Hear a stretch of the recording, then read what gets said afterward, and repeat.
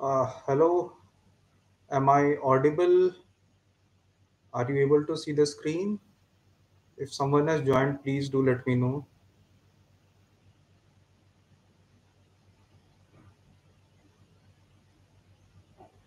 Okay, mine, doctor. Yes, definitely we are going to start at 12. And I said, okay, hello, Shoaib. Yeah, I am able to see a few of your names.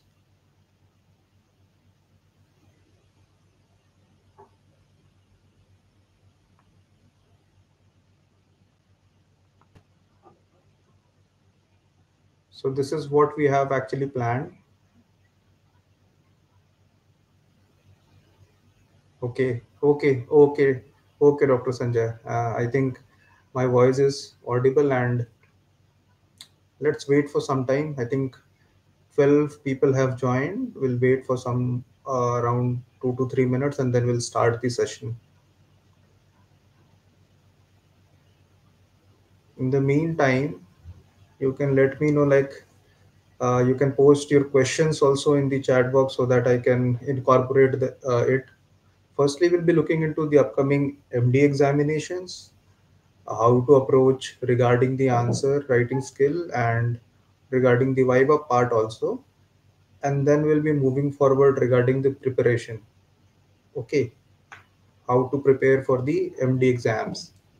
And then we'll be moving into the another section which we have been receiving quite a lot of messages from the residents regarding writing case reports and series.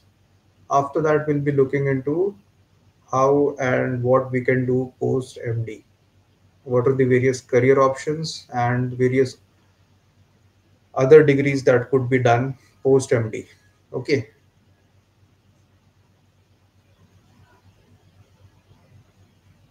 Mind doctor, actually, the topic of discussion has already been shared in the group. Also, have enlisted various type of. I have listed out the various topics that we'll be discussing today. I hope you are able to get it.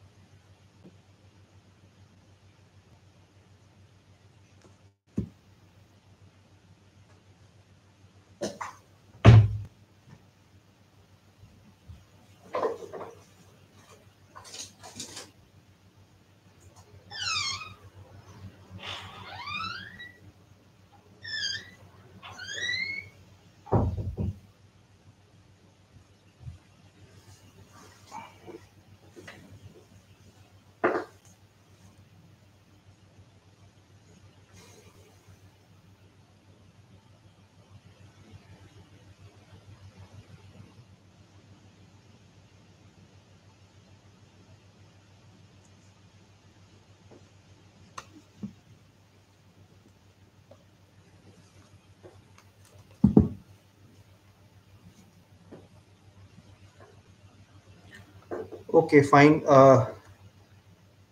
Dr. said will be covering that portion first, then we'll be looking into the case reports part. Okay, so shall we begin?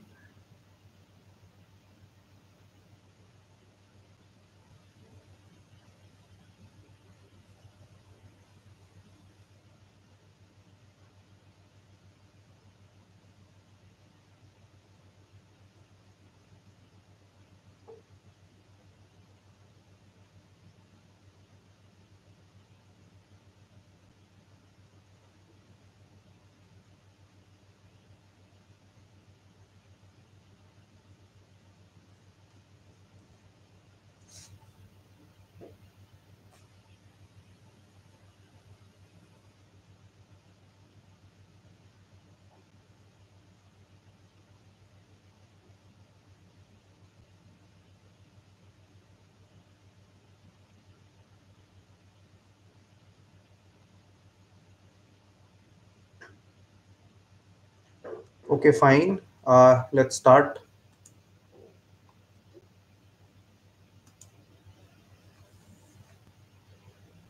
So first we'll be discussing regarding the upcoming MD examinations, the approach, the answer writing, and also how to deal with the Viva part.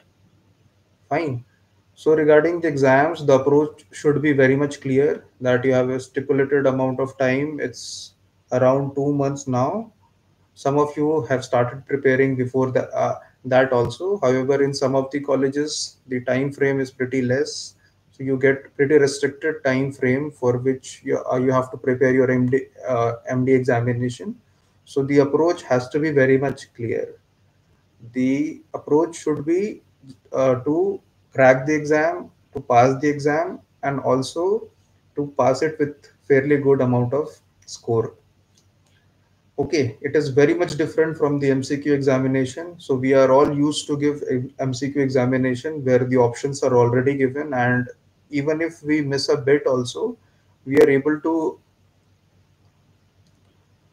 mark the correct answer based on some of the hints that are given in the options. But as far as MD exams are concerned, it's a theory exam, it's a pen and paper exam where you have to write the answer and you have to frame it in a proper manner so that the question which has been given is getting addressed.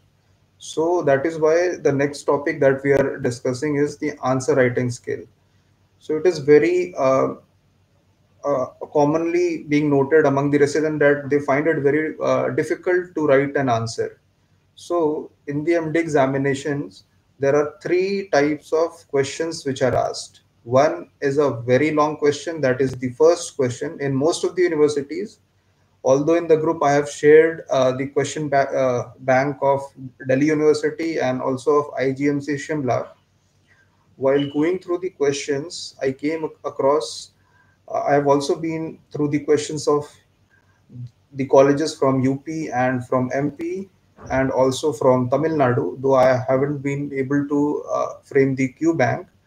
Yet, the common thing was that there is a long question followed by a medium sort of question, and then we are having a short essay writing. Okay, so firstly, we'll be looking into the long question. Long question usually carries 16 marks to 20 marks, it varies. However, if you have to look into that, 16 marks means minimum one should be able to write 6 pages, both the sides. So it will be around 10 to 12 pages for 16 to 20 marks of question. Now, how to deal with it? See, before trying to crack this, if you consider yourself to be an examiner and if you have to check an answer, what you will be looking through, that is minimum of 8 to 9 highlighted points that are written in that answer. So for example, if you are checking an answer of a student and that question carries 16 marks, so you have to look minimum 8 to 9 points on which you can give a maximum of 2 marks each, so it becomes easy for you to check. Also remember, the examiner will be checking your answer sheet mostly on the day when your Viva will be conducted. So they don't have much of time. They have a very short period of time in which they have to go through the whole question, and then they'll be checking the answer sheet also. So the idea should be to actually present those kind of headings directly to the examiner, so that they don't miss out anything, and they are forced to give you at least 1.5 to 2 marks on each of the question that you are each of the topic that you have written. Fine. So, for example, if I have to write an answer on TRS, that is treatment resistant schizophrenia, what I would do prior to writing any of the answer will write that, okay, answer number one, treatment resistant schizophrenia, in the bracket will write TRS, will be discussed under following headings. So, before writing a long question, itself you mention that you will be discussing this question under following headings. For example, as far as TRS is concerned, it can be written down as definition of TRS, criterias of TRS. Again, in the criterias, you can write three hyphen Keynes criteria, modified Keynes criteria, TRIP guidelines, Brenner's criteria. So these are the four type of criteria that you can write. Following which you can write the treatment option or modalities available for TRS. Again, you have to write about clozapine. So again, you can write a short hyphen clozapine. Then after that, you can write clozapine monitoring. Again, there are two set of guidelines, both given by the UK and by the US. You can mention that. Following that, what you can do is then you can write the various augmenting strategies for clozapine. So if we look for this question only, what we have done is like we have written down the definition, we have written down the classification, also we have mentioned the criteria has been mentioned. We have mentioned the treatment guidelines. We have also mentioned how to monitor clozapine and the augmentation strategies.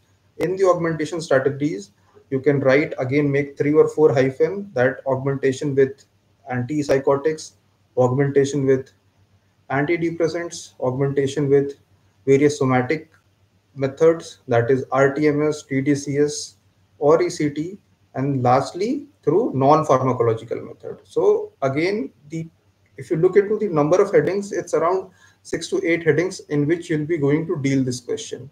So this should be written prior to your answer, and your answer should be in the same flow. Apart from guiding the examiner who will be checking your answer sheets, it's a guide for you also, that you don't miss on any points. So whenever you'll be turning your pages, you'll be coming across these set of headings, and again you'll be restricting yourself. Okay, fine, I have to write these set of topics, and you'll be able to answer that question in minimum of 10 to 12 pages, that is 6 pages back and forth. As far as timing is concerned, don't try to exceed the long question more than 45 minutes, maximum 50 minutes, because you have to attempt every single question. In most of the universities, the short questions, that is the last section, there the option is there to choose out like four questions out of the five. But most of the times they won't give any option. So I hope this part is clear. If it is clear, just let me know in the chat box.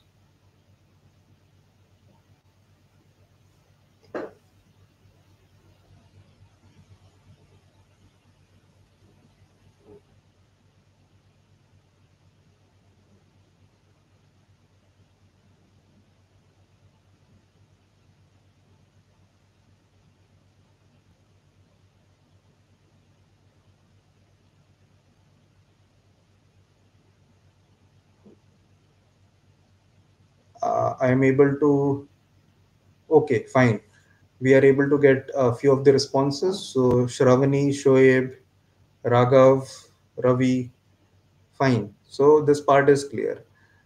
So for long questions, we are done. That it will be taking around 45 to 50 minutes. And again, the heading should be mentioned prior to writing like the detailed answers. Okay. Now let's move to the second type of question. That is the medium type of question in which you have to write.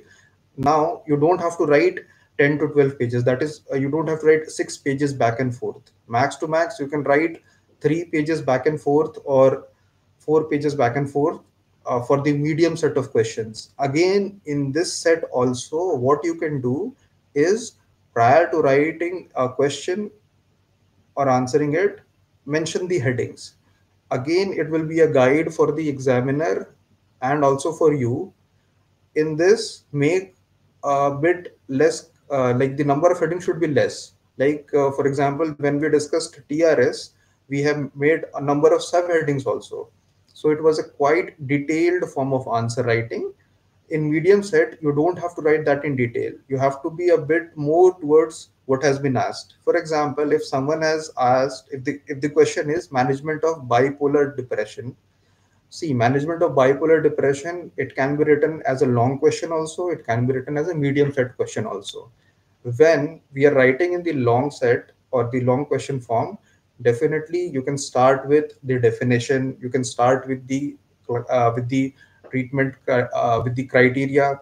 We can start with what is given in ICD, start with what is given in ICD and DSM. You can compare it, you can write the nosology of it, you can write the outcome, then you can go with the treatment, both pharmacological, non-pharmacological. Okay, but here in the medium set, try to restrict yourself and answer what has been asked. Like, for example, if the question is write the treatment for bipolar depression, you can start by writing that the treatment for bipolar depression will be discussed under following headings.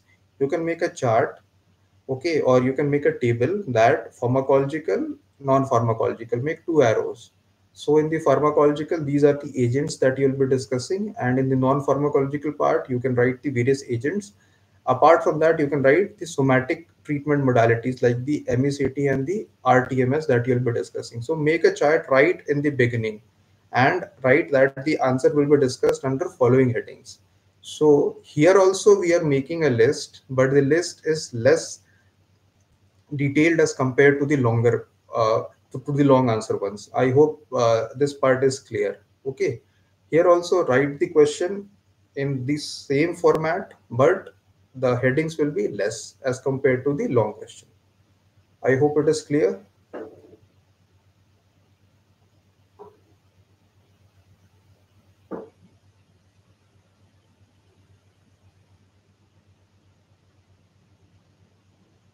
I'm waiting for your responses.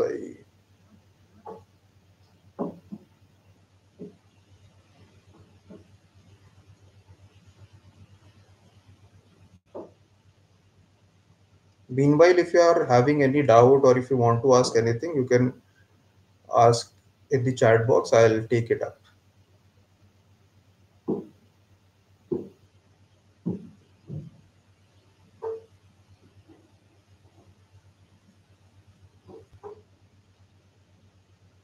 Okay.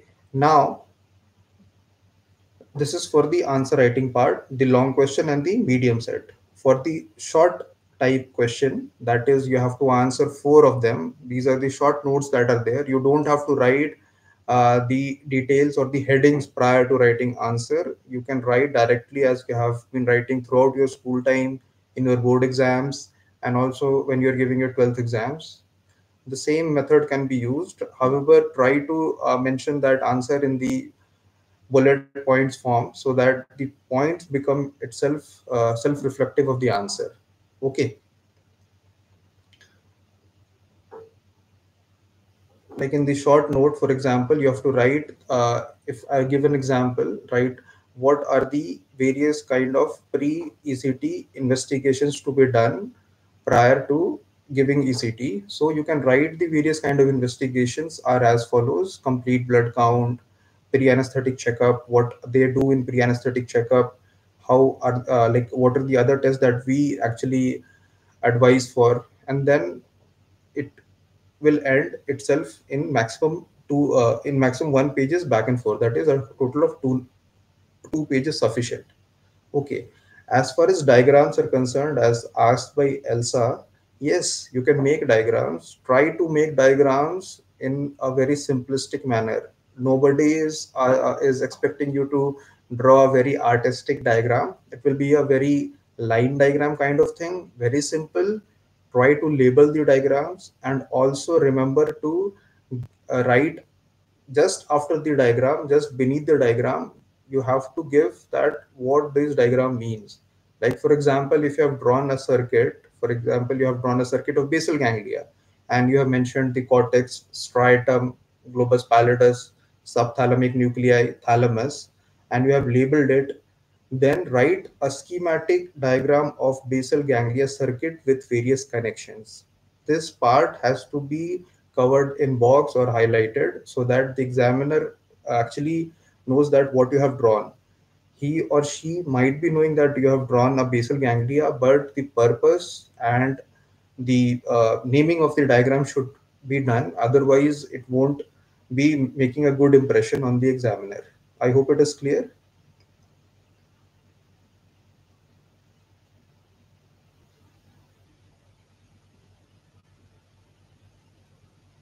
Shravani, we will be coming to the note making part just after this. Like we'll complete the Viva part and then we'll be coming into the note making part. That what are the various books or the options that are there, and also the note making part. Okay,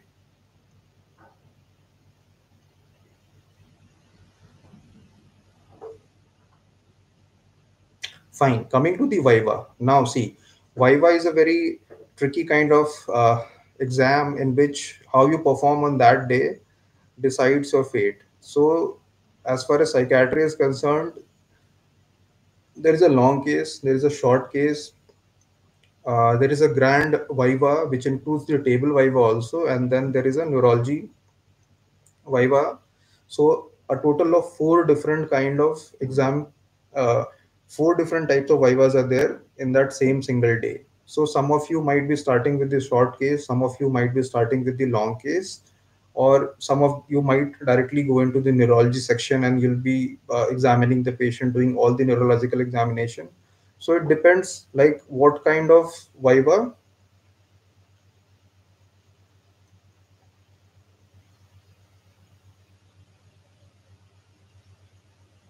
Okay, so Ravi, you have asked regarding we should restrict to only schematic diagrams. Then you can draw schematic diagrams. Well, as far as the diagrams are concerned in books also, they make it very colorful. But in the exam, you don't need to color it up. You can draw a simple line diagram or schematic diagram that will suffice, because there is always a time crunch. Because if you have to write a long question, you have to write two medium question, and you have to write four short answers, then definitely time is something which you have to look for. Because if you try to incorporate too much diagrams, what will happen that even though you'll be answering a single, you'll be making three or four diagrams in a question, on only a single question will get completed. So try to restrict yourself and make two diagrams if possible, not more than that. Also, diagrams should not be too much, it shouldn't cover a whole of a single page. Try to restrict yourself, make half a page of diagram, and then in the half of the page you can draw the arrow, label it, write what the diagram means, and like you can, as I gave an example about the basal ganglia, you can write that this is a schematic diagram of basal ganglia describing various connections. So uh, line diagrams and flow charts, table and schematic diagrams, they are pretty good and handy as far as exams are concerned. Now, Vaishak has asked this question. In Telangana, we have all 10 marks questions. So we don't have short questions. So for hardly 20. Yes. So again, if you have to write 10 marks question, you have to, like, so for example, you have like a total of 180 minutes. So in 180 minutes, if you have to write 10 mark question for each and every question, you're getting 18 minutes. So in that 18 minutes, you have to complete that question and move on to the next question. Same goes for each and every question. So there is always a time crunch. You can't exceed even 5 minutes on a single question. If you're giving it, you're bound to miss on the last question or the second last question, or for that matter, whatever question is there. So what you can do is that as far as 10 marks questions are concerned, again, I'm saying that you can restrict yourself to 2.5 pages, means 2 pages back and forth, max to max, that can be written, or you can write 2.5 pages, like means 5 pages in total. 5 pages means one page back and forth, second page back and forth, and in the third page only the front side. That's the max that you can write. In that, again, if there are some questions that you feel like that instead of writing paragraph form, you can write it in point wise, try to write in point wise manner. If possible, try to incorporate smaller and less complicated diagrams. You can use flowcharts. That would be good for you. For all the Telangana people, the residents out there, you can use this approach, that write it flowcharts, make appropriate diagrams, smaller diagrams, self-explanatory diagrams in which you incorporate small details in the diagram itself. But after the diagram, write it in detail that what the diagram means, which will be good for you because you have to write 10 long questions.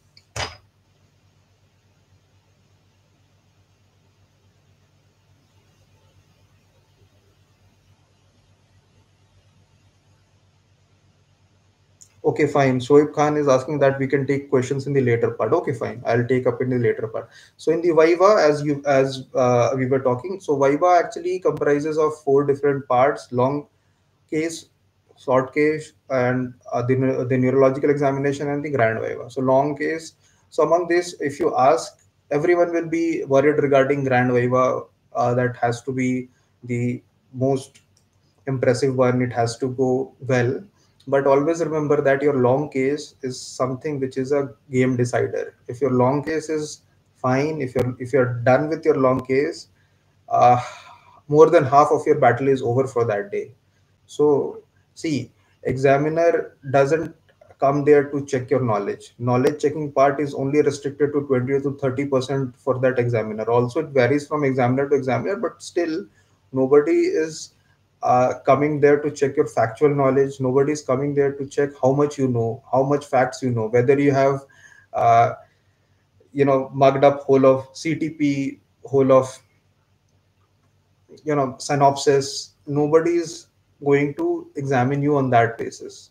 The examiner examines on the basis of whether you are able to elicit the psychopathology of the case, whether you are able to write it properly, you have done a proper diagnostic formulation, and you have told the correct management. So in the long case, if you have done fine, if you have done good, and you are done with your long case, always remember that your half of the battle has already been over. So focus on your long case. Don't mess it up. Take your time. Usually 45 minutes is given for you to write the long case.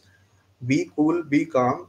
See, it is just like another OPD workup in the OPDs. This is why I have been focusing to my residents also, where I am an SR, that in the OPD, take cases, make a time frame of 45 minutes, try to complete your workup in 45 minutes, and when you are done, just present what you have written to the teacher or your faculty, so that you get to know that what aspect you are lacking.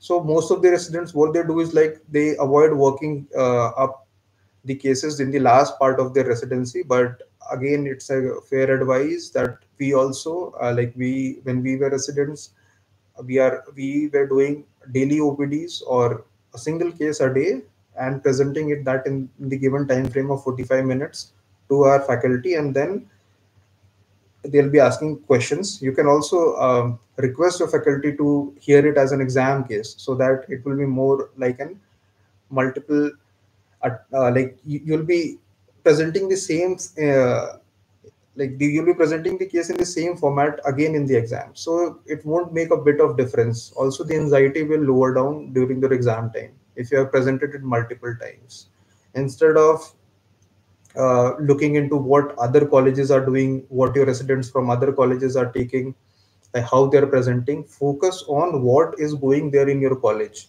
Like for example, in MSc, for example, what as far as affect is concerned, at AIMS we used to describe it as subjective, objective, reactivity, congruency, range.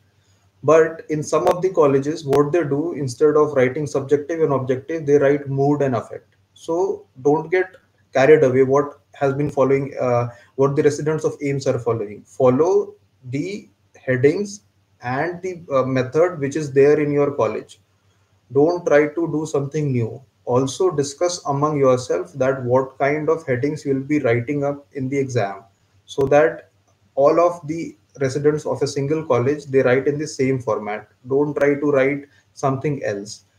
uh, what will happen that when the examiner will assess, they'll be assessing each and every one of you, and when he'll be able to notice some kind of difference, then again he'll be asking you question that, see, others have written like this, why you have written like, why you have added up this single topic or something like that. So better to avoid these kind of discrepancy.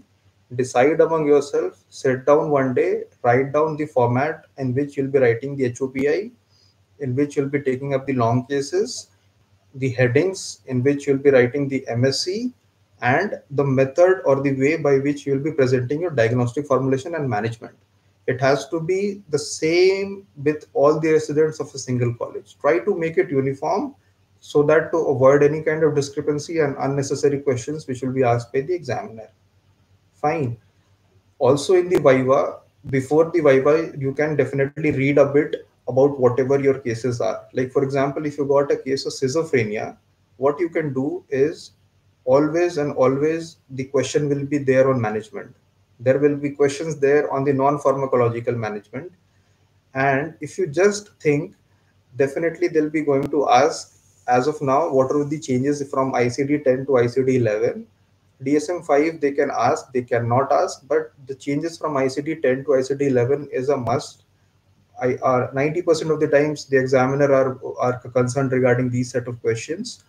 Definitely have to know who has given the term schizophrenia, what are 4 A's of schizophrenia, what is type 1, type 2 schizophrenia, what are the NICE guidelines, what are the IPC, the CPG guidelines which are released by IPS. So minimum these two guidelines, these set of questions, what are negative, like what are the various dimensions in which schizophrenia is now been discussed in ICD 11. So all these set of questions should come up in your mind for each and every case that you present or you read while discussing it with your colleagues. Try to frame these set of questions because these are the very common set of questions. Examiner won't ask you something out of the blue or something out of the universe. They are going to ask you same thing that you have read. The only difference will be that you are not that you won't be doing the workup in your OPD. You'll be doing your workup on your exam day. Rest, everything will be the same. So believe in yourself. You have read well. Just try to be calm and composed. You'll be able to recall everything. Same thing for this short case also. Sorry, one thing I forgot to mention in long case in MSc, if you have to write sample, don't miss to write the sample of insight.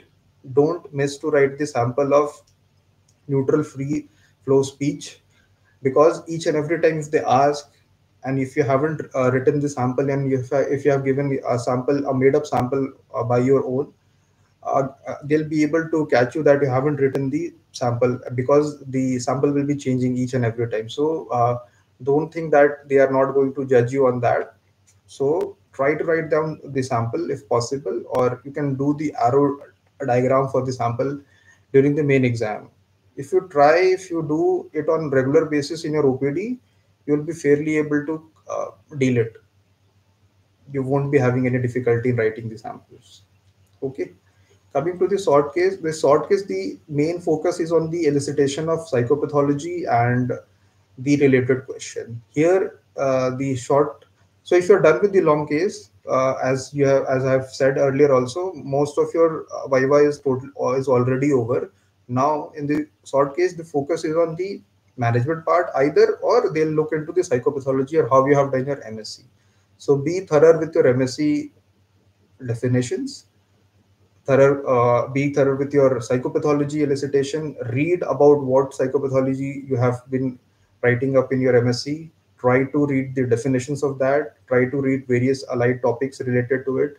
Like for example, if you have elicited delusion of persecution, try to recall the definition of delusion, various vectors of delusion, various type of definitions that were given both in fish by Jaspers, and also as far as delusion is concerned, try to remember the types of delusion. So these are the set of questions that are definitely they'll be asking you. Don't forget to recall the defense mechanism in psychosis, in OCD, in anxiety. What are the various set of defense mechanisms that are used by the patients? So in short question type, or in the in the short case, these are the set which are being mostly given attention to. Okay. Now in the grand viva, if you are done with these two, then you are left with your grand viva and neurological examination. So in the neurological examination, practice it in your with your colleagues.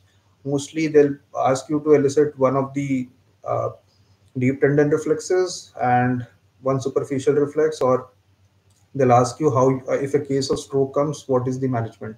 So they won't ask much in detail, but two topics that should be read is how to elicit the deep tendon reflexes, the superficial reflexes, and the elicitation of the trigeminal nerve, the facial nerve, and the vestibular nerve. This is important. Okay, 5, 7, 8 cranial nerves and the reflexes. As far as grand viva is concerned, if you ask me, they can ask anything ranging from psychology to EEG to drugs to various kind of batteries to various kind of scales to various type of topics. They can jump into anything. So grand viva is something which you can't predict. It can go in any flow as the examiner want. That is why I'm asking you to focus more on something which you can control or which you have more grasp. That is long question, uh, the long case, the short case, and the neurological examination. Grand viva becomes a very ambiguous set of exam where you don't know what will be asked to you.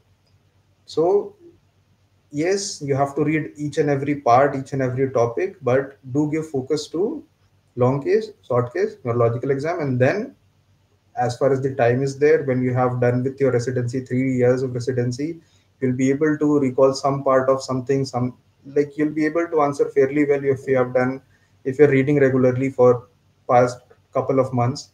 So you can't predict about the grand viva. I think we can move on to the next section. Just let me know in the chat box.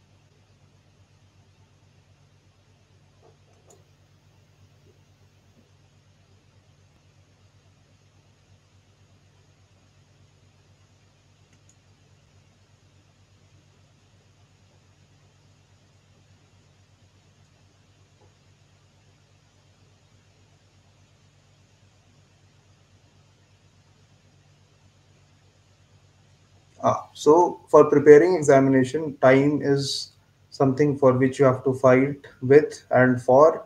So daily from now onwards, if you study daily 5 to 6 hours of reading is something which will be sufficient for you to actually complete your syllabus.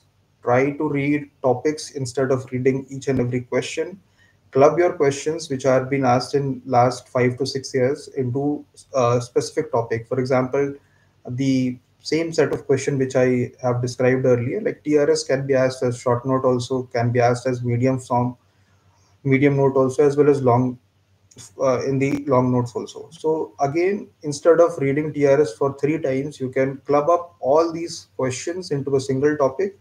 Then you can read it in a single go. Notes making, again, see if a question gets repeated multiple times. Now, like in many of the,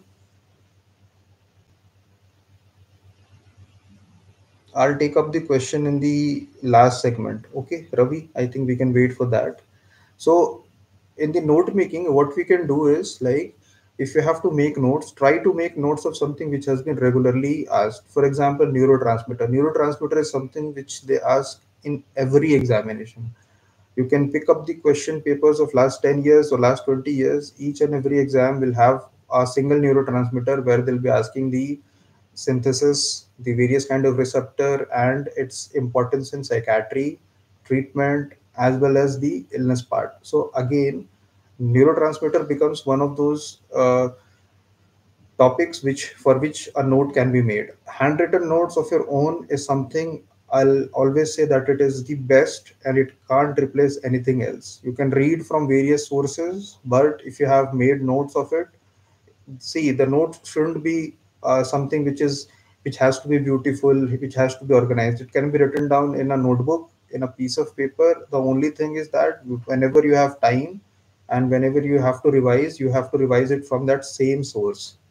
Importance is of the same source, not of multiple sources. So if, for example, many of the residents, what they do is like if they have read neurotransmitters from Kaplan and Sadok synopsis, they'll read it from CTP also, they'll read it from some other books like Oxford, they'll read it up from other biochemistry notebook also, uh, biochemistry book like Leninger, and then ultimately when the answer writing part comes, they'll be mixed up with a lot of information. It will not be streamlined.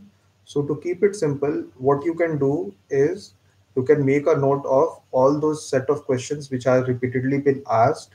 Try to jot down the points in the same order as I have told for answer writing. That is, you can make the headings and then again you can write the note. You don't need to make notes for everything. Mostly the questions which are asked commonly and routinely, which tends to get repeated, make a note of that. For most of the questions, what you can do is you can do marking itself in the article or in the note in the textbook, or what you can do is like you can make very small kind of sticky notes so that you can remember the important points of that topic. Now the third point is teaching. So if you have a group study group, this works for that. Like if you have read a topic, if you have completely made notes of it, you are well versed with that topic, try to teach the same thing to your fellow mate. And what will this thing do? Actually, it will be an active process. You'll be able to revise your own thing. You'll also be able to realize that there are some points which has to be cleared. So you'll go back again after teaching your fellow mate. You'll read it again and you'll be well versed with it. It will be totally registered there in your brain. This can also be done whenever, like for example, if you meet in the evening time and in the daytime you have read it, try to explain each and every topic in small, like for example, 5 minute discussion on TRS, 5 minute discussion on TROCD, 5 minute discussion on various theories of psychology, like theories of emotion, theories of memory. It hasn't be a single long hour 2 hour kind of discussion. 5 to 6 minutes or 10 minutes discussion is itself good. What this discussion will do is like it will point out various points which are still has to be cleared. You will go back, you'll read those points again. When you'll come back, you'll be able to tell to your fellow mate, okay, these are the points which I left while discussing the topic yesterday, and again I'm telling you. So by doing this also, some of the residents are able to revise and recall and register. So you can try this part also. I think we can move forward. Now comes the goal. So the goal of exam, so there are two kind of goals, which some are achievable goals and some are expected goals. So achievable and the expected goal, both the goal is to pass the exam. Some of you might be wondering that I have to achieve gold medal or I have to achieve highest of the marks. Those, it depends upon your performance on how you do well in your viva, how well you are able to write. So try to do those things which is there in your hand, which you can control. For example, what you can control, what you can do is preparation for the exam. What you can control is you can revise the number of topics 2 to 3 times. You can cover as many topics as possible, or as many topics which have been asked previously in the exam. So try to keep it simple. It is just an exam. The only difference is that it's a pen and paper exam. You have to write it down, and also the Checking will be done on the day, mostly on the day when the viva is taking place. So you have to keep it simple, clean, make it presentable to the examiner. That will be sufficient for you to pass the exam. Just don't write something rubbish or something which doesn't make sense. Try to read. Most of the things are overlapping. Some of the things you know it while you have done your residency, so you don't have to panic. Just try to present your information in a representable manner and in a very clean and neat manner.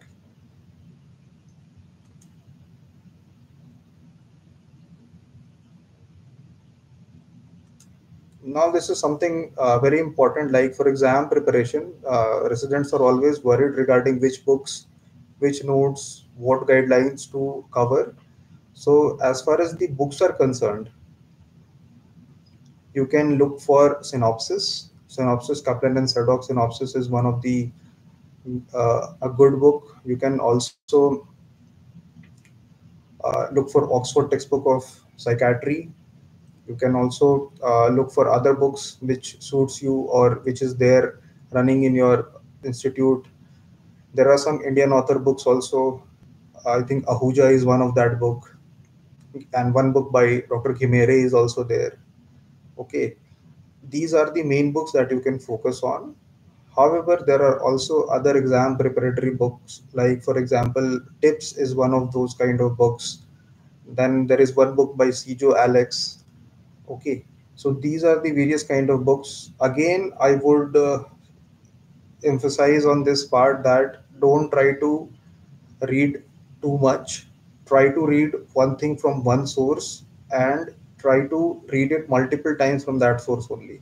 So, for example, if you have read things from CTP main book, try to read that same thing from that source only and write it down in a piece of paper or in a sticky note that this part has been read from this book, so that at the end you don't mess up.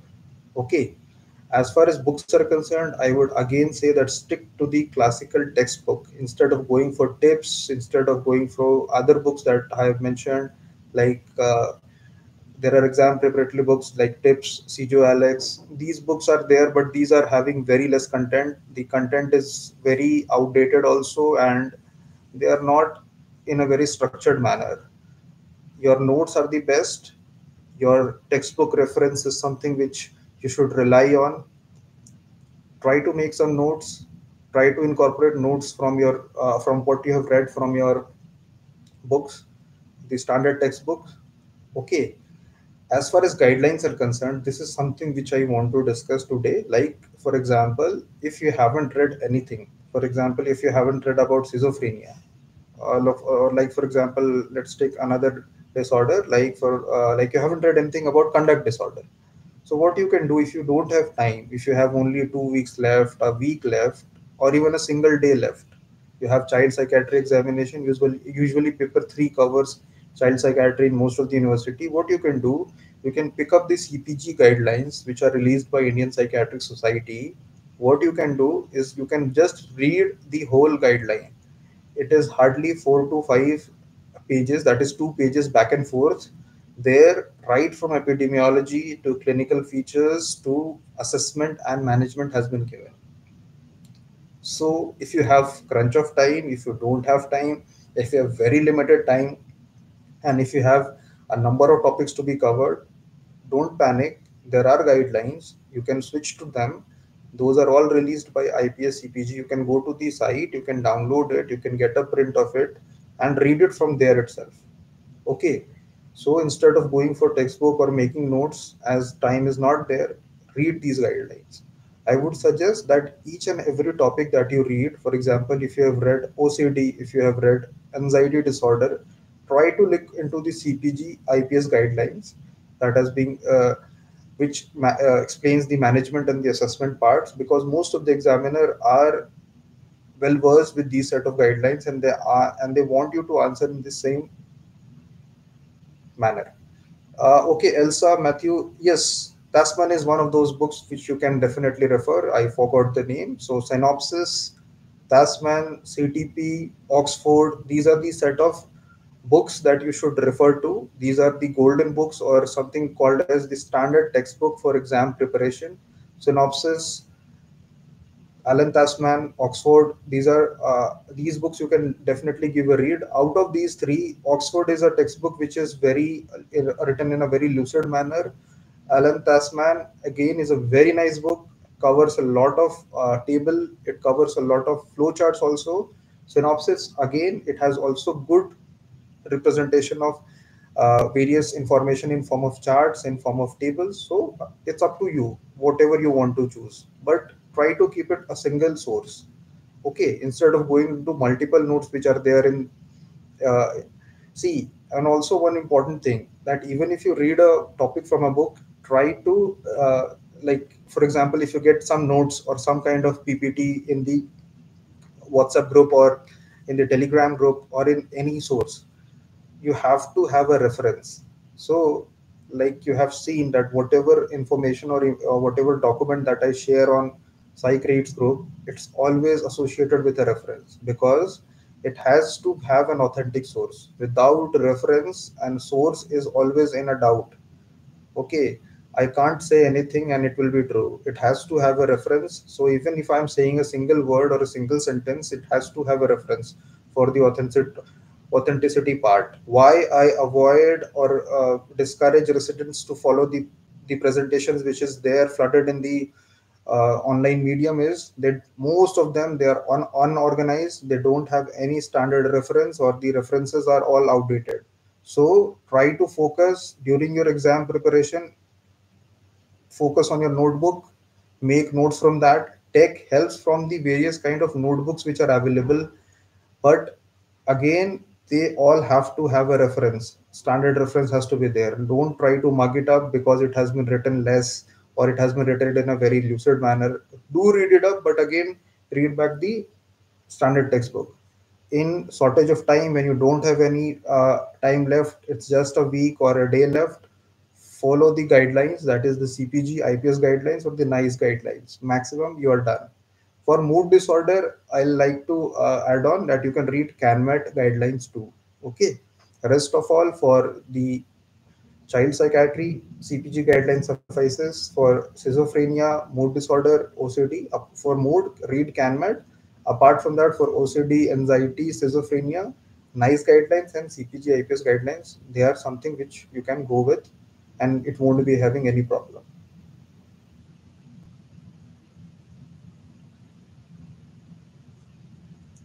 Okay, fine. I think these are the sources which I have to tell you. Now, again, uh, as you know that we have a Instagram channel also. So chapter wise notes have been covered. If you go to the scroll up back to the main channel, you go there, you just try to scroll it down and look for the first post, and then you come to the latest post. As you move upwards, see, schizophrenia has been covered in first 40 slides. Next, mood disorder have been covered in the next 40 slides. OCD has been covered in the next 40 slides. Also, we have released a PPT of OCD with you. We have released a PPT of TRD with you. Those things, if you ask me, I can give the articles also. Each and every post in my Instagram, they have a reference written to it. So it is nothing that you can't read it and you can't quote it. Reference is always there in each and every post of ours. Also, whatever PPT I have released, if you want, I can give the reference article while making those PPT or making those documents. Most of the times I have been able to incorporate it. However, if I have not, you can ask me in the group, I'll send you the original article. So whenever you're bored, you can definitely come back and look at the Psychiatry Instagram channel, and you'll be able to get catch hold of multiple topics which you find boring while reading it. So now we'll be coming to this part, the case report and the series part. But I think someone requested that we can discuss this later on, and we can discuss this part, that is the post MD plans. What are the various kind of options that are available post MD? Okay,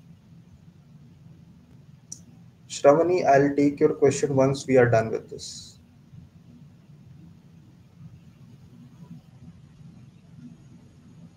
Fine. So post MD, what you can do is like starting, you can do DM or you can do PDF. DM courses is usually of 3 months.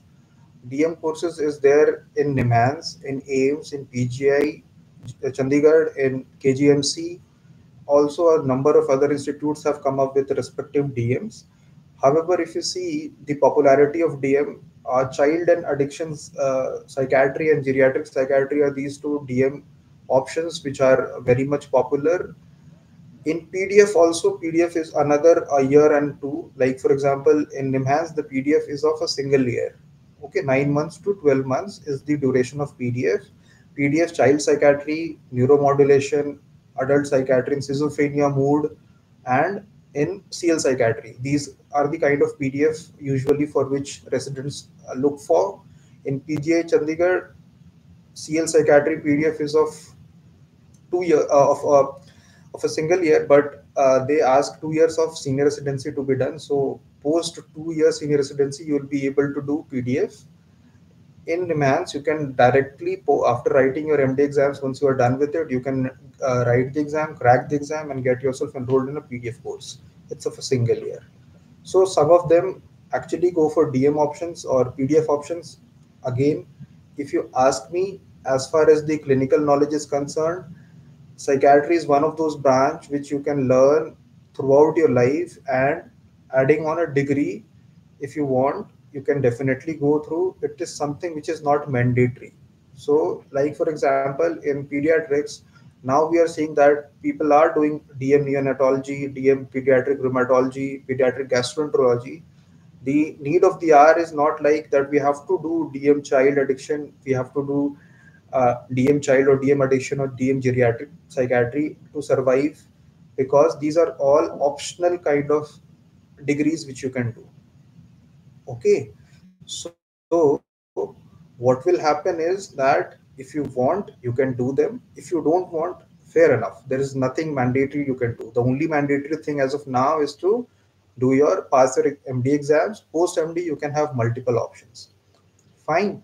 Now we can go with the senior residency as usual. That after passing your MD exams, you can opt for senior residency. Senior residency course usually, see, again, it is on ad hoc basis. It is on regular basis. So on regular basis also you can do for 3 years. On ad hoc basis also, it will be renewed after every 6 months to, like after 6 months they release it again, a notification will come. So again, you can do it in that manner also. Like you can do ad hoc basis senior residency or regular basis senior residency. My take on senior residency is avoid doing it from your own MD college or your institute. To catch, try to go to a sub, try to go to some different place where a different setting. Like for example, if someone has done their senior residency from IBHAS or, for example, CIP or NIMHANS, they should go and look to do senior residency from a general hospital psychiatric unit. Also, if someone has done from AIMS or PGI, they can go and look to do their senior residency at a mental hospital setup. Also, there are people, and I prefer that kind of option also, like doing a year senior residency in some college or institute, then move on to some other college. Then by this, you'll be able to learn various different perspectives. Psychiatry is one of those branches in which perspective do matter. Every person, every consultant, every faculty is different. Try to learn why they are doing so, what is the rationale behind it. So senior residency should be planned. It is not something like a junior residency or a postgraduate residency. Senior residency, in which in senior residency you learn how to manage case. You are the manager, case manager of a single case, or around 10 to 12 cases or 10 to 15 cases at times. You have to decide the treatment, the therapy, the somatic therapy, the kind of medication you are giving. You have to make the junior residents work. You have to listen to their history. You also have to conduct your exams. You also have to look forward attending various kind of seminars. So senior residency itself comes with a different set of responsibilities. It definitely helps an individual to grow. It also helps them to actually find what uh, like a kind of skill which might not be there in junior residency, or it has been suppressed because of the ongoing stress of passing the exams or doing the MD program. Senior residency, there is no compulsion that you don't have to attend an exam. So you can definitely develop your skill. You can also look forward what do you like to. This should be done. Again, it varies. If you have to go into clinics, that is the third part, maximum 6 months to a year of senior residency suffices. Again, you can continue up to 2 years also. 2 years of senior residency is fine if you have to start your own clinic. If you want to go into academics, you can either do the DM or the PDF courses, or you can do a 3 year of senior residency and do some research kind of work. So again, it varies what you want to pursue in your life. Based on that, senior residency or DM PDF courses should be taken. It's not like if a friend of yours is doing a DM course, you should do it. It is totally your decision. If you want to do it, you can do it. Else, it is your call. There are people, there are friends of mine who have done their MD from AIMS and now they are into their own clinics. They are doing fairly well. They have spent a year in their clinic and now they are able to see daily patients. So it is not like that if you miss on senior residency, if you don't do DM PDF, you'll be going to miss out on anything. It's totally on your own caliber and your own way of dealing with the patients. If you are into academics, if you want to get a job in a government institute, if you want to become an assistant professor over there, nowadays, as far as psychiatry is concerned, DM is something which is mandatory because your competitors or the people who will be applying for that job will be doing DM. Again, if you want to join a academic institution senior residency of a period of 3 years in union territories and 1 to 2 years in other states suffices for you to join a government post in a government medical college like an AP. If you have to start your clinics, restrict your senior residency to 1 year at max, or you can go up to 1.5 years. Nothing is required. Establishing your clinic, again, clinics can be dealt in three manners. Number one is the corporate clinic. You can go and get yourself enrolled in any of the corporate clinic, be it Max, be it Apollo, or be it a very famous kind of hospital which is there in your city. You can get associated with that. Number two, you can give your time to a corporate hospital. Side by side, you can run your own clinic. This is the best thing that can be done in the initial days when you are beginning to look up to your clinics. The third thing is that you can liaise with a number of hospitals. You can also liaise with them and you can start your clinic. So instead of going to a single hospital, after spending 3 to 4 months, you can liaise with multiple hospital and accordingly you can set up your days so that patient can visit you there. And but the mandatory thing is that you have to run your clinic daily in the evening time or in the morning time as per your choice. Okay, as far as research is concerned, you can the options of research in India is very much limited. In research, there are various options available. You can be a research fellow, but the institute which provide them are AIMS. You can do your research in PGI Chandigarh. You can do your research in KGMC and NIMHANS, of course. But here, as far as the research is concerned, most of them are already pre-decided. So if you have something in your mind, you can go out. You can look for an option outside India. Uh, One of my friends, again, my batchmate, just after completing his MD, he's also there in our Psych group, Dr. Pauly Shetty.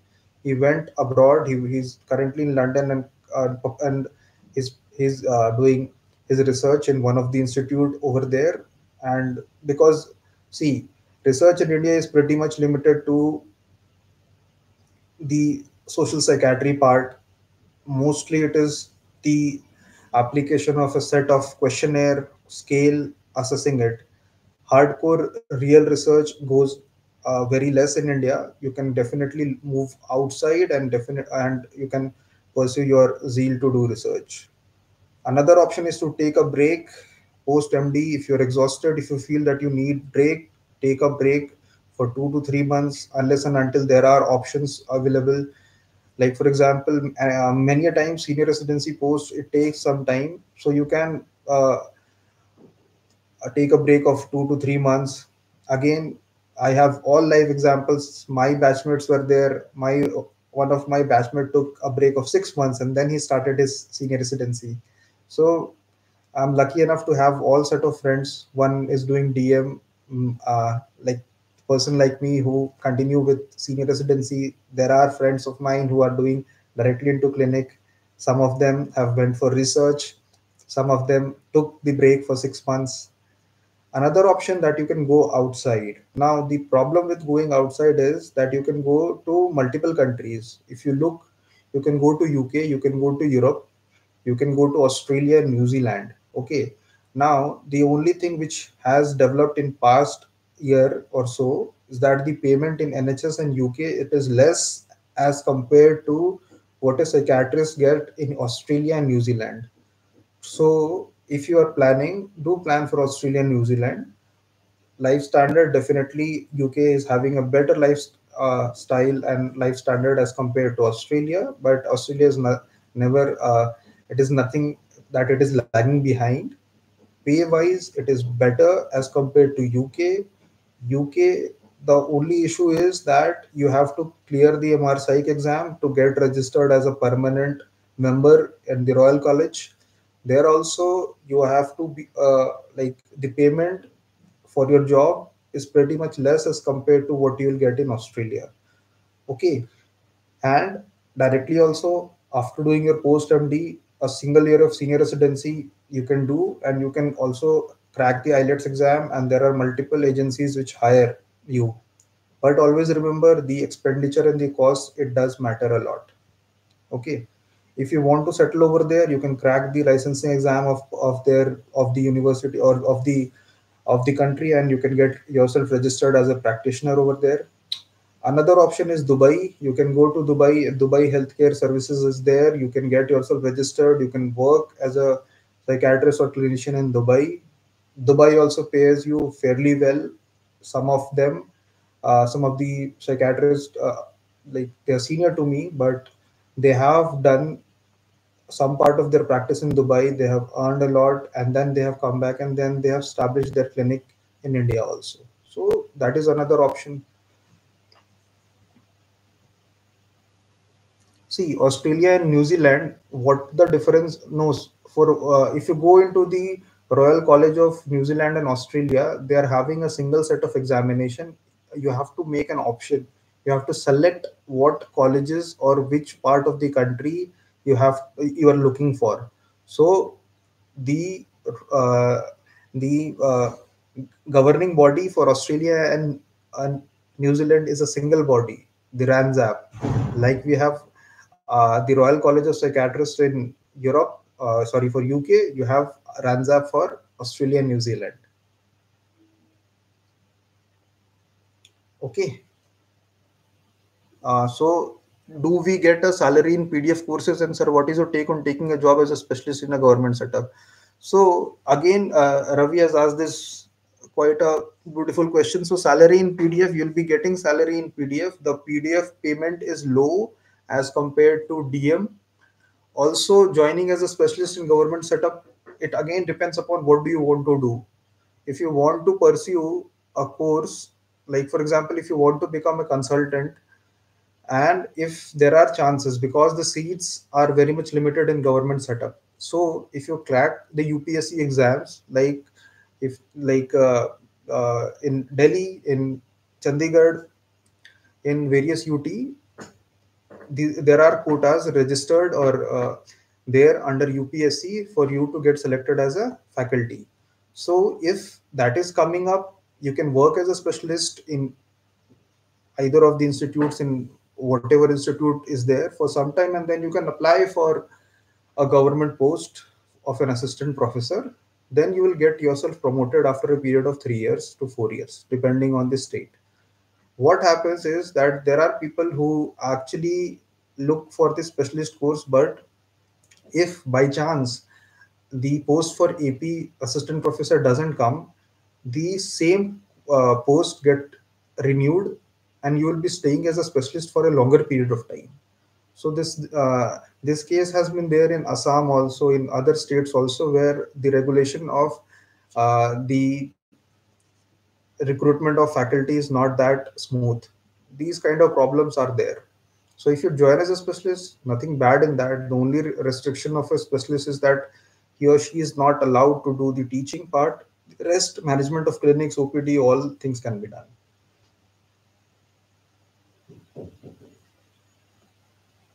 I think Sid, we have covered about Middle East, Dubai, Qatar, and Oman. These are the three countries where you can actually go and make good amount of money. If you want to settle over there, the registration or getting a residency in UAE, it's not allowed. For Oman and Qatar, you can go and definitely get settled over there. However, the laws are pretty much strict. For Australia and New Zealand, the steps are more in number, but definitely it's a win-win option. If you go and settle over there, you can. And another option is UK. Now, US I haven't discussed, because US you have to crack the MLE, you have to take the 4-year residency program and then license to work as a psychiatrist. So your MD psychiatry degree per se in India won't suffice. So you have to do the residency again. Okay.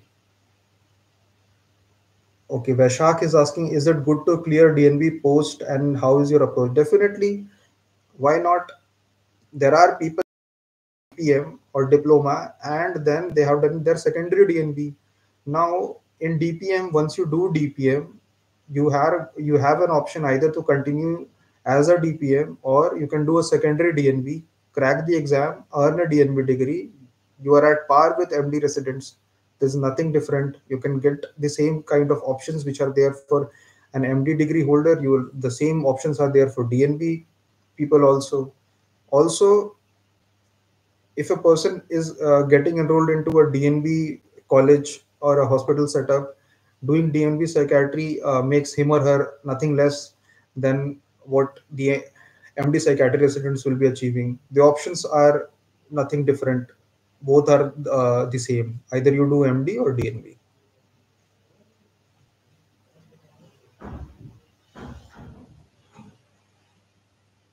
Anand has asked, just 2 months, no study leave, will be able to make, sir? Again, I have asked, answer this question. See, if you have worked out what are the topics that are going to be asked in your exams by reviewing your last 5 to 6 years of question paper, and you have jotted down in a page, as I have done for DU and for IGMC Shimla, it gets pretty much easy. 5 to 6 pages will be there max to max, in which you have written down your topics. Read it from a note, from an article, from a good textbook. That topic you can read it from an article also, or if you have time crunch, you can read the broader disorder like schizophrenia, OCD, as I've given example from the CPG guidelines also. That will suffice. 2 months, yeah, I think that is fair amount of time that you can make through. However, you might not be able to cover everything in detail, but you will be able to cover some parts of each and every topic that will make yourself sufficient so that you can pass your exams. I think we'll be looking into the other section, that is case report and series writing. This is mainly because why I have covered this, because now NBE, the national board have made this mandatory to either have one journal, like one of your article to be published, or one podium presentation, something kind like either of that has to be there. So this is something which is very much easy and should be given focus to case report or case series writing. How to begin with? See, it doesn't matter a case, whatever case it is. It doesn't have to be super complex. It doesn't has to be one of the million cases. Okay, if you are getting something like that, go for it. But simple cases like, for example, if a patient is taking vortioxetine and she is pregnant. Throughout the pregnancy, she has continued vortioxetine, and when the baby has been born, examination of baby revealed no abnormalities, nothing, and the pregnancy was uneventful.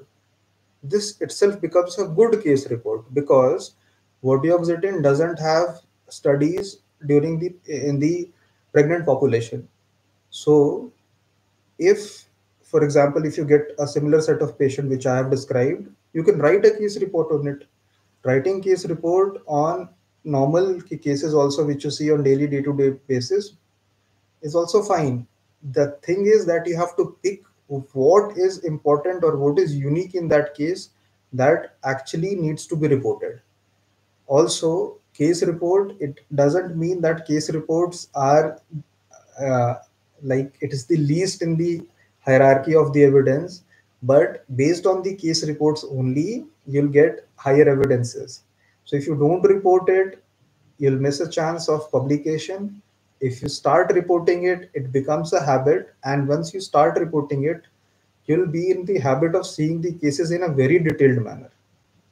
Okay, like for example, if one of the case report which I reported was was of methamphetamine dependence. When I saw the case with one of my colleague, uh, we both started reading about various case reports that have already been reported. So we found that all the case reports that has been reported of methamphetamine dependence was from India, and our case was the 19th case of all.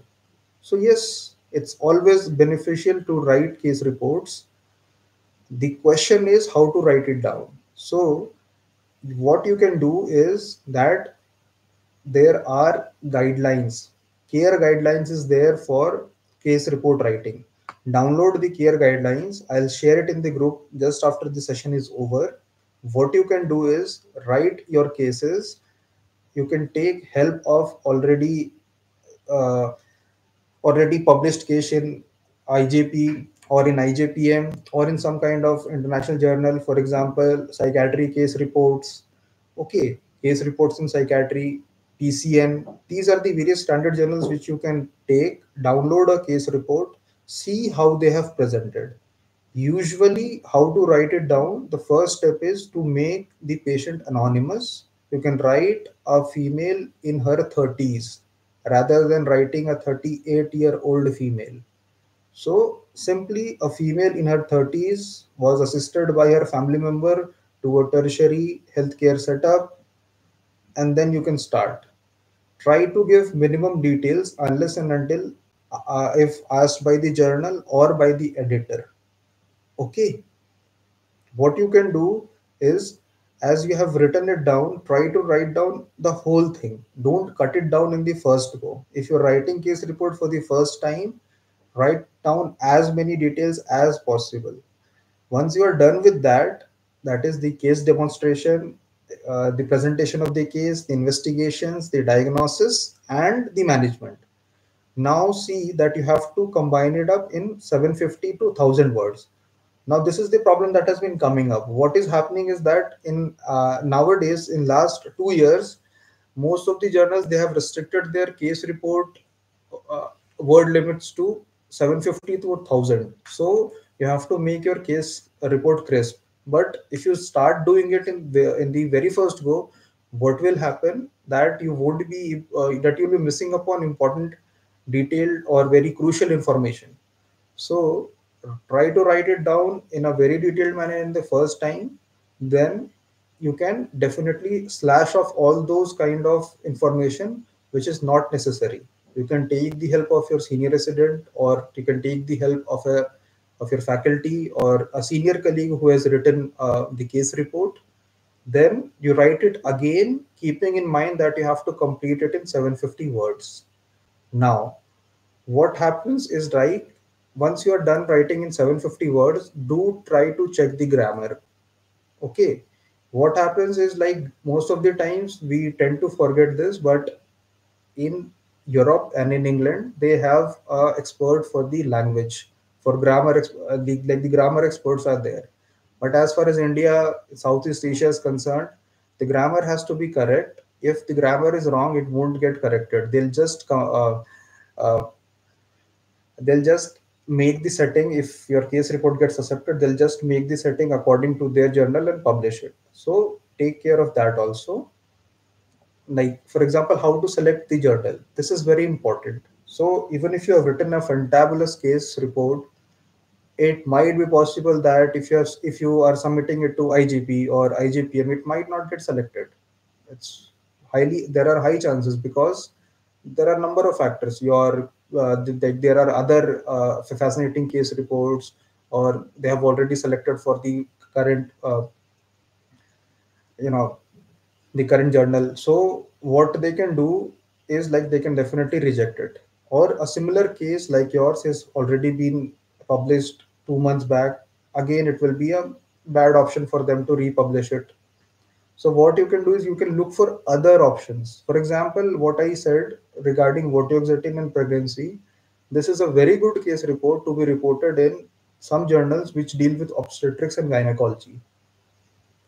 I had one patient in which trazodone induced rashes were there, and if you submit it to IGP, the psychiatry journal, the chances of getting accepted is low to moderate. But if you submit it to some kind of journal which accepts, like for example dermatology journal, if you submit it to pharmacology journal, definitely they'll be taking it because they're looking up cases for their drug, for their specific the example which I gave, vortioxetine in pregnancy. They are looking for various kind of drugs which are safe in pregnancy. So look out for options. The last step is the most important step. Don't miss out on it. It's easy to write case reports, then it is to select a appropriate journal for it to get for getting it published. Okay. Raghav, I will take your question at last. You have written something. I'll just read it at last. Okay.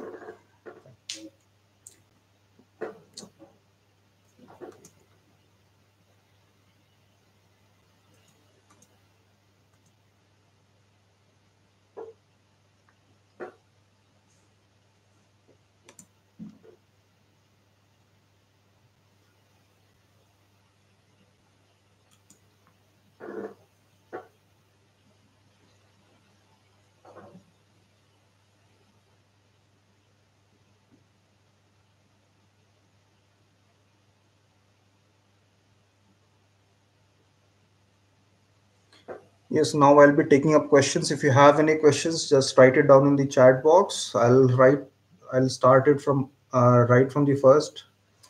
Uh, Siddharth, I have covered your question that could you please share post PG career before case series and recent reports? Elsa, I have again answered that question that diagrams, whenever possible, can be drawn in all kind. No schematic diagrams, line diagrams, or something which should be drawn.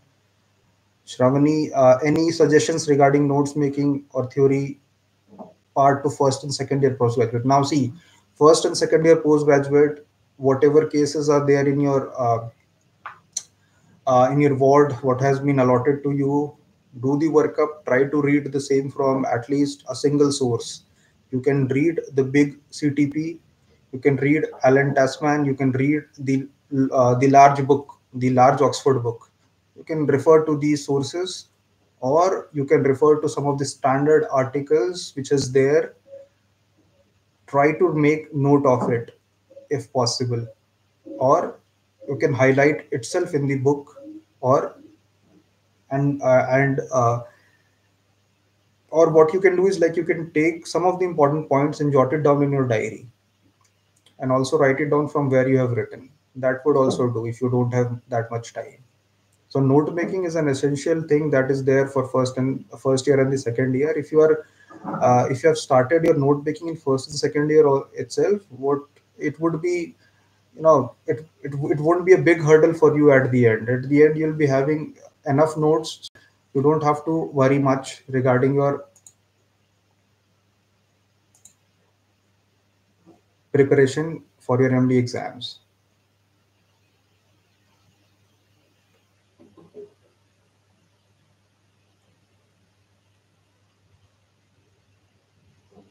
Ravi, I've answered your question. Should we restrict to only schematic diagrams then?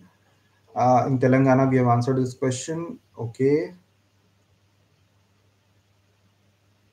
Sir, do we have to present only DF and management plan to examiner or entire HOPI? See, in your exams, long case, you have to present, or short case, start presenting the whole HOPI right from the start. Most of the every examiner will hear your HOPI in long case. Some examiner will ask you to present it in form of summary when you are presenting your short case. Don't try to directly jump into DF and management part. Start right, okay, start with the flow as you are presenting in your OPD and in your rounds. No need to jump up into DF and management unless and until asked about. Shravani, I think I have answered this question, but again, I am focusing back on it. So, if a first year graduate is there, so firstly read a textbook, then jump into the CPG guidelines. CPG guidelines or reading from guidelines directly, I have asked only for the final year graduates who are giving their exams if they don't have any time. For first years and second years, you can definitely have a look, but try to read the disorder first from a textbook. Then you can move on to these guidelines. It will always be better and it will make a good sense because now you'll be able to understand some of the details which have been missed in the guidelines also because they don't cover everything in detail. They are a last resort, they serve as a rescue when you don't have time, but it doesn't mean that you can read only the guidelines and you're done with it. That it doesn't work like this. Salary in PDF, I think I have done. And what's your take in taking a job as a specialist in government setup? I think there are multiple options out there. You can, if you want, you can join as a specialist in government setup. Ravi, answering your question, but again, it depends on like if you're getting a promotion to assistant professor in future, like for example a year or two, it's fine. Else it might be kind of a position in which you get stuck for a longer duration, and ultimately your promotion will be, you know, it might never happen, or it will take around 10 years for you to happen it. So it's a gamble out there. Middle East, I think I have, Siddharth, I have answered this question. Like you can look for options. UAE is always there on the top. You can go to Qatar, you can go to Oman, you can also go to Arabia.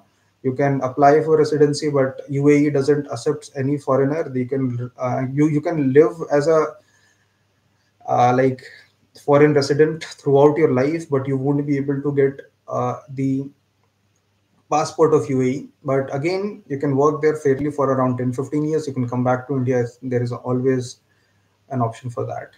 Examination for Australia and New Zealand are different. They are covered by the single set of body, RANZAP, and they conduct the exam. However, the distribution is based on the marks. I can send uh, the PDF which is shared in that in their website in the group after the live session is done.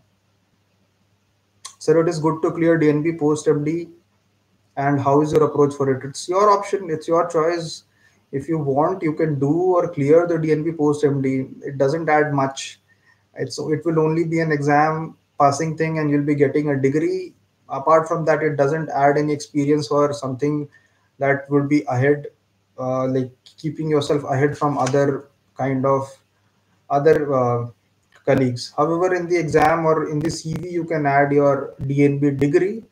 That might give an edge, but that also doesn't count much. So it's your call. If you want, you can give another exam of DNB. However, if you have done your MD, I think that is fair enough. No more need for examinations or going up for DNB. But at the end of the day, it's your call. If you want, do it. It doesn't add much. Kindly elaborate on steps of Ranzab. Raghav, I'll post this in the group once we are done with the live. Sir, APC becomes a hurdle many times. How to deal with it? That is why I have mentioned it, that it is very difficult for a resident to choose which journal to submit to.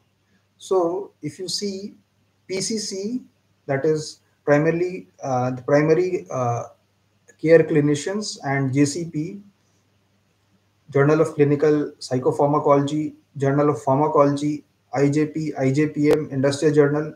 These are the kind of journal which don't ask for APC. If APC is there, do try to apply. Ask the editor for a lower middle income kind of country you belong to, and you can definitely ask for some kind of fee waiver, but hardly they'll give. Most of them, they require some kind of written acknowledgement to be signed by your head of department. You can try and contact with the editor, but it totally depends upon them whether they want to issue a waiver or not. Okay. APC up to 10,000, I think it can be fair enough. If you have three authors, you can definitely club up and pay it. Harris, I think, yeah, if you are in India, IPS membership is something that you should get it done. You can get it done during your residency. I think post residency, it's something you can do because you have to submit up your MD psychiatry degree, upload it there. So it is necessary. Definitely, it is necessary. If Because IPS is the single body which looks after all psychiatrists in India. And what are its benefits? You'll get fee waiver in each and every conference that is being organized by IPS. Also, if you're a member of IPS, you don't, if you present a paper, if you present some kind of symposium, that way you will get easy registration. If you have any issue, or if you have going through any of the issues while you are practicing, or while you are in some kind of trouble, you can definitely ask them. You can take help of the members out there.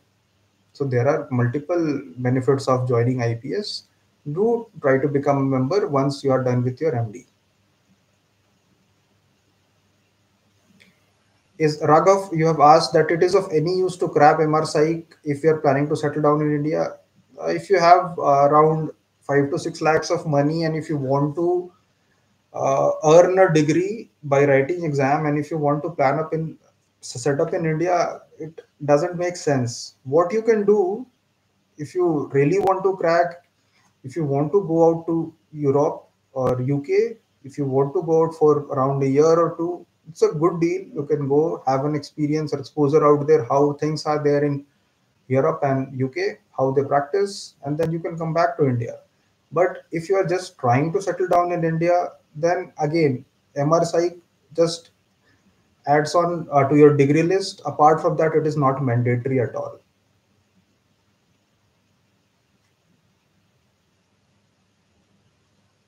Vaishak, you have asked, it is advisable to read from text soft copies or from hard copies. See, it's totally upon you.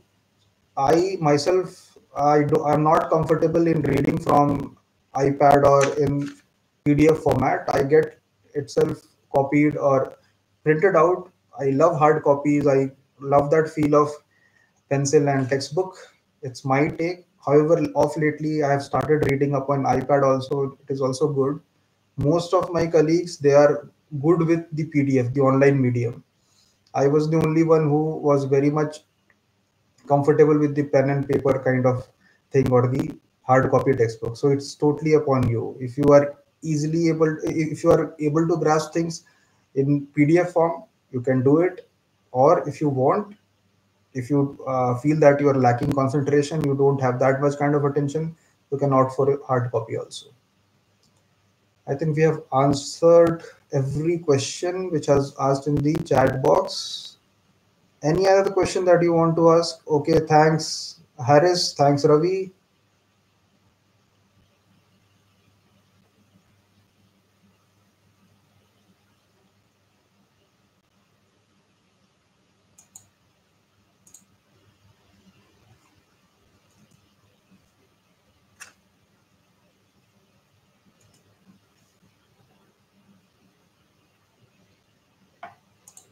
I think we can end the live now. I hope I was making some kind of sense, and